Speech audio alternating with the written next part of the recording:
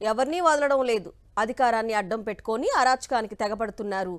కూటమి పాలనలో తాజాగా సన్నిధి గొల్లకు ఘోర అవమానం జరిగింది. అప్పలాయగుంట ప్రసన్న వెంకటేశ్వర స్వామి ఆలయంలో తొలి దర్శనం చేసుకునే సన్నిధి గొల్లను విధులకు రావద్దంటూ హుకుం జారీ చేశారు ఆలయ అధికారులు. దశాబ్దాలుగా స్వామివారి సేవలో తరిస్తున్న కుటుంబంపై వేధింపులకు అసలు కారణమేంటి? యాదవ సంఘాలు ఏమంటున్నాయి? తిరుమలలో కొలువైన శ్రీ వెంకటేశ్వర స్వామి కలియుగంలో తొలి దర్శనం సన్నిధి గొల్లకు మాత్రమే. ఆ తర్వాత టీటీడీ పరిధిలోని తిరుపతి జిల్లా వడమాలపేట మండలం అప్పలాయగుంటలో కొలువైన శ్రీ ప్రసన్న వెంకటేశ్వర స్వామి ఆలయంలో కూడా ఇదే విధానాన్ని దశాబ్దాలుగా అనుసరిస్తున్నారు.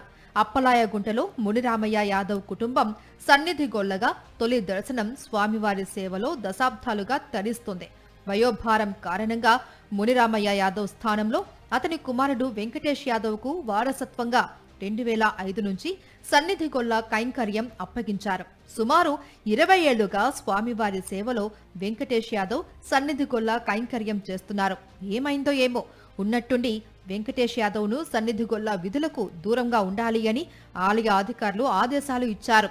స్వామి దర్శనానికి రావద్దు అన్నారు. ఆలయంలో ఉన్న గోవులను చూసుకోవాలి అన్నారు. ఏ కారణం లేకుండానే తనను గొల్ల సన్నిధి విధులకు దూరం పెట్టడంతో వెంకటేష్ యాదవ్ తో పాటు ఆయన కుటుంబం కన్నీరు మున్నీరవుతుంది. అప్పలాయగుంట ప్రసన్న వెంకటేశ్వర స్వామి వారికి గొల్ల కైంకర్యాలు చేస్తూ బ్రహ్మోత్సవంలో కాగడా పట్టడం, తాళాలు తీయడం, మామిడి తోరణాలు కట్టడం, గొల్ల విధులను నిర్వర్తించడం. 2005లో మహాసంప్రోక్షణ జరిగింది. అప్పుడు మా నాన్నకి వయసు అయిందని నన్ను పిలిపించి, అప్పుడు అధికారులు టీఎన్పీ నారాయణ గారు నన్ను పిలిపించి నన్ను గొల్ల విధులకు నిర్వర్తించారు. అది వదులుకుని సాగుతూ చేస్తూ వస్తున్నా. 4 ఏళ్ల క్రితము ప్రతి గుడిలో గోవు పూజ ఉండాలని చెప్పి గోవునిచ్చారు. గోవుని చూసుకుంటూ గొల్ల విధులను నిర్వర్తిస్తూ చేసుకుంటూ వస్తున్నాను. ఇప్పుడు 15 రోజులుగా నిలిపేశారు.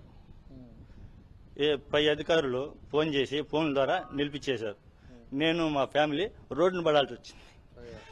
ఏ కారణంగా నిలిపేశారో తెలియట్లేదు. ఏం చెయ్యాలో తెలియని వెంకటేష్ యాదవ్ సన్నిధి గొల్ల విధులకు దూరంగా ఉంటున్నారు.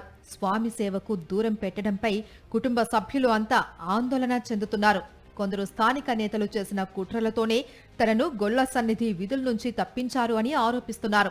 అంత టార్చర్ పెట్టేస్తా అన్నారు. మమ్మల్ని భానుప్రకాష్ గారి కానించి ఫోన్ చేయించి ఇమ్మీడియట్లీగా తీసేయండి అని చెప్పంటే మేమేం తప్పు చేయకున్నా చేయకూడదు కదా.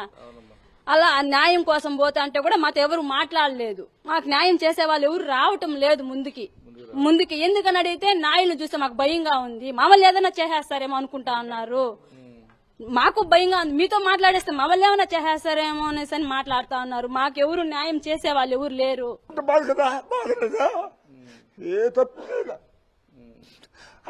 సాక్షులు కూడా తెలుసుకోమని ఏదైనా మనం తప్పుగా చేసింటే గుడిలో వాళ్ళు తప్పుగా భావించాలని చెప్పి మనం తప్పుగా చెప్పచ్చు. అధికారులు మీరు ఏమని వినపం అడుగుతారు? మాకు అవకాశం మాకు అధికారిస్తుడు వాళ్ళు న్యాయం చేసి మా ధర్మం నుంచి ఆ నారాయణమూర్తి మా పైన ఇస్తే మాకు న్యాయం చేయాలి. ఇది జరుగుతుంది. రాజకీయాలతో తమకే మాత్రం సంబంధం లేదు అని, స్వామి సేవలో తరిస్తున్న తమకు తొలి దర్శనం సేవను దూరం చెయ్యొద్దు అని గొల్ల సన్నిధి కుటుంబం వేడుకుంటుంది. మరోవైపు సన్నిధి గొల్ల కుటుంబానికి జరిగిన అన్యాయంపై యాదవ సంఘాలు ఆందోళనకు సిద్ధమవుతున్నాయి.